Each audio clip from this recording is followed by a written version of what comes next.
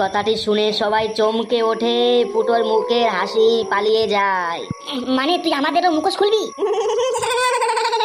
এখনো বুঝলি না ফুটো, এই খেলা এখন আমার হাতে। এই মুহূর্তে পরিবেশ ভারী হয়ে ওঠে। সাদা কুকুর আর হামসাফার বুঝতে পারে তারা এক ভয়ঙ্কর রহস্যর দরজায় দাঁড়িয়ে আছে।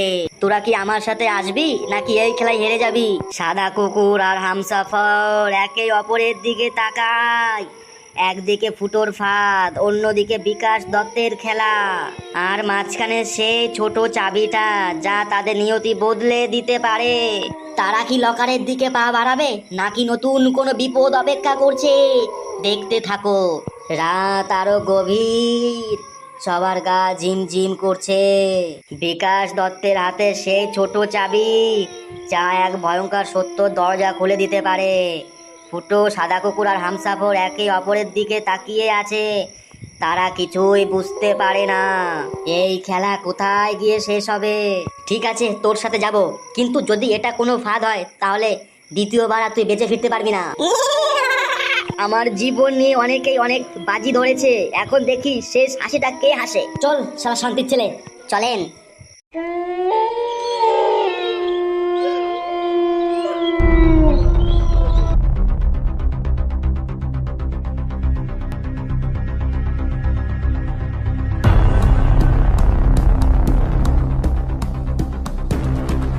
ব্যাংকের সামনে এসে সবাই দাঁড়ায়।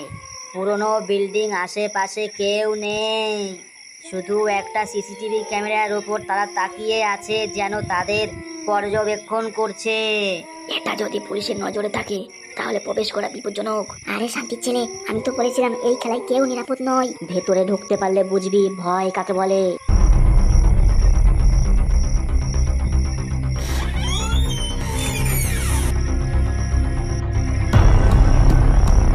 ভিতরে ঢুকেই সবাই থমকে যায়। ঘরে ঘুটঘুটে অন্ধকার, বাতাসে ভারী একটা অদ্ভুত পচা গন্ধ ভেসে আসছে। শালা, এটা কিসের গন্ধ? এটা লাশের গন্ধ। কথাটি শুনে সবাই চমকে ওঠে। কোথাও একটা লাশ, কিন্তু কার লাশ? শালা, ওইটা কি? দেয়ালের গায়ে নক্ত দিয়ে লেখা, আমরা ভুল করেছি, ক্ষমা করো। ঠিক নিচে পড়ে আছে একটা মৃতদেহ, সেটি পচতে শুরু করেছে।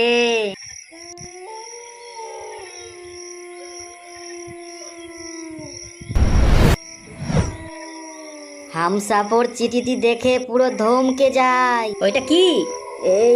এটা হচ্ছে বিকাশ দত্তের আইডি কার্ড।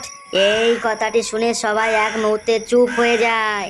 যদি এটা বিকাশ দত্তের লাশ হয় তাহলে পাশে যে দাঁড়িয়ে আছে সে কে?